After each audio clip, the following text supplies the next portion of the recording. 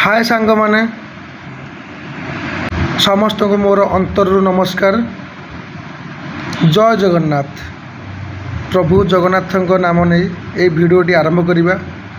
आमे फाइनाली आसी पहुँच जाइछु बालेश्वर थिबा रेमुणा स्थित श्री जगन्नाथ मंदिर। प्रभु जगन्नाथ सुंदर मंदिर जहाँकि इमामी इंडस्ट्रीज द्वारा निर्मित। कारुकार्य बहुत है आउ लाइट्र चमत्कार भी देखा मिलूँ। प्रभु जगन्नाथ विराजमान सहित चारिपार्श्वर अन्यान्य देवादेवी मंदिर भी विराजमान होती। तत्सहित मंदिरर चारिपाखरे थिबा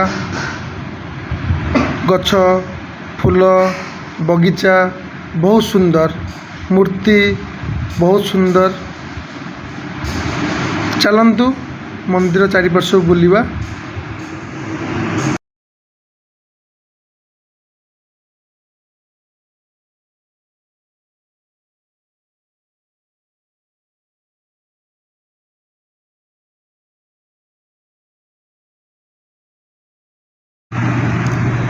मंदिर जमी सुंदर देखिया सेमिति मंदिर परिवेश बहुत सुंदर सफा सुतुरा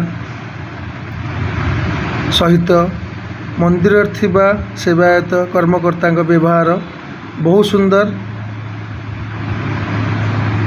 निश्चिंत आसतु आ मंदिर मनोलोभा दृश्य को उपभोग करंतु। जगन्नाथ पादपद्म प्रणिपात होई आशीर्वाद ग्रहण करंतु। ठाकुर आशीर्वाद आसवाई एठारे बहुत सुविधा बहुत सहज।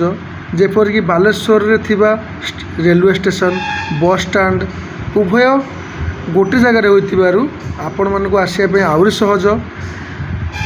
बस स्टैंड रेलवे स्टेशन रु मात्र 12 किलोमीटर गोटे दिगरे गोटे रास्ता रे आपणकर मंदिर पड़िबो। जगन्नाथ मंदिर रेमुणा दे आसिया पड़िबो।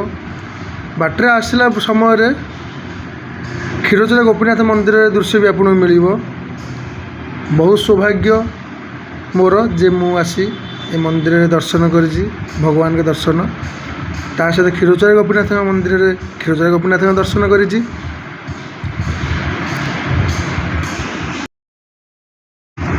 मंदिर भितर कॉन्फ्रेंस हॉल बहुत सुंदर। एठारे भगवान को नाम कीर्तन प्रतिदिन संध्यार सकाळे होता है। नाम कीर्तन तो सरी जाई अछि आपण माने देखि पारथिबे।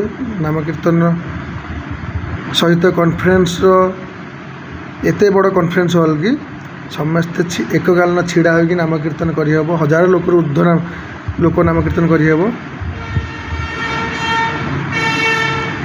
आशा करुच्ची ए भिडियोटी आपण मन बहुत भल लगी। दयाकरी चैनल को सब्सक्राइब करने सहित वीडियो को लाइक और शेयर करंतु। रहिली जय जगन्नाथ।